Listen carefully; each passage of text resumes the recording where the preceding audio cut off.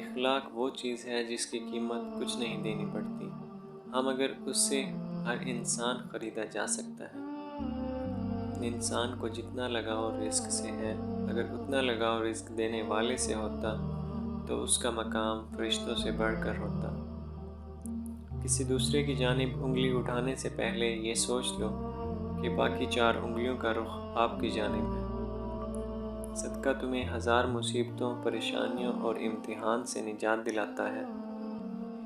جھوٹ بول کر جیت جانے سے سچ بول کر ہار جانا بہتر ہے۔ اپنے حصے کا کام کیے بغیر دعا پر بھروسہ کرنا حماقت ہے، اور اپنی محنت پر بھروسہ کر کے دعا سے گریز کرنا تکبر ہے۔ جو تیرے سامنے اوروں کی برائی کرتا ہے وہ اوروں کے سامنے تیری بھی برائی کرتا ہوگا۔ نصیحت ہمیشہ ناخوشگوار ہوتی ہے، لیکن اس کا انجام بہت خوشگوار ہوتا ہے۔ اگر آپ چاہتے ہیں کہ آپ کا نام باقی رہے تو اپنے بچوں کو اچھے اخلاق سکھاؤ۔ کمزور پر رحم نہ کرنے والا طاقتور سے مار کھاتا ہے۔ جب لوگ آپ پر تنقید کرتے ہیں تو آپ کو اپنی خامیوں کا پتہ چلتا ہے، اور جب لوگ آپ سے حسد کرتے ہیں تو آپ کو اپنی خوبیوں کا پتہ چلتا ہے۔ تکبر کبھی بھی اکیلا اپنے پیروں پر کھڑا نہیں ہو سکتا، اسے سہارے کے لیے حسن و دولت، شہرت یا پھر کبھی کبھی محبت کی ضرورت پڑتی ہے۔ دنیا ایک سانپ کی مانند ہے، دیکھنے میں رنگ برنگی، چھونے سے نرم و ملائم، مگر اندر سے زہر سے بھری ہوئی۔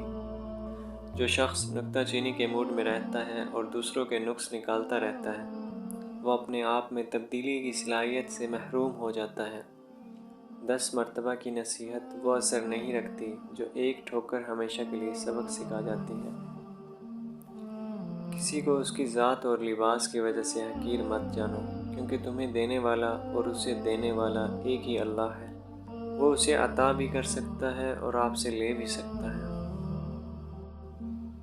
ہم انسان موت سے بچنے کی کوشش کرتے ہیں، جہنم سے نہیں، حالانکہ ہم جہنم سے بچ سکتے ہیں، موت سے نہیں۔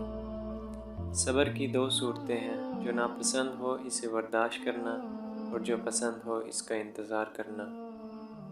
انسانیت بہت بڑا خزانہ ہے، اسے لباس میں نہیں انسان میں تلاش کرو۔ لوگوں سے یاد کرنے کا شکوہ مت کرو، کیونکہ جو انسان اپنے رب کو بھول سکتا ہے وہ سب کو بھول سکتا ہے۔ مصائب کا مقابلہ صبر سے کرو، اور نعمتوں کی حفاظت شکر سے کرو۔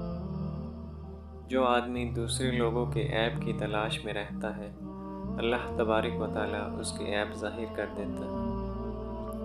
جو آدمی صبر اختیار کرتا ہے وہ کامیابی پاتا ہے، جو جلد بازی کرتا ہے وہ خسارہ۔ عقل مند وہ ہے جو اپنی زبان کو غیبت سے بچائے، اور مومن وہ جس کا دل شک سے پاک ہو۔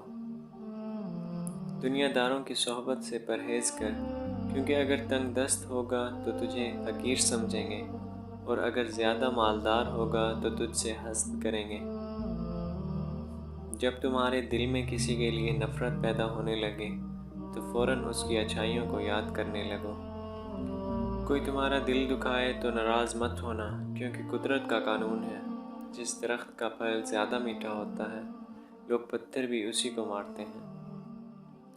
غلط بات پر غصہ آ جانا شرافت کی نشانی ہے، لیکن اسی غصے کو پی جانا مومن کی نشانی ہے۔ اخلاق ایک دکان ہے اور زبان اس کا تالا ہے۔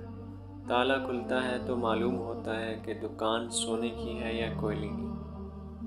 نماز کی فکر اپنے اوپر فرض کر لو، خدا کی قسم دنیا کی فکر سے آزاد ہو جاؤ گے، اور کامیابی تمہارے قدم چومے گی۔ بہت سے انسان ایسے ہیں جنہیں زبان نے موت کے گھاٹ اتار دیا۔ جاہل کے سامنے عقل کی بات مت کرو، کیونکہ پہلے وہ بحث کرے گا اور پھر اپنی ہار دیکھ کر دشمن بن جائے گا۔ کوئی تم سے بھلائی کی امید رکھے تو اسے مایوس مت کرو، کیونکہ لوگوں کی ضروریات کا تم سے وابستہ ہونا تم پر اللہ کی عنایت ہے۔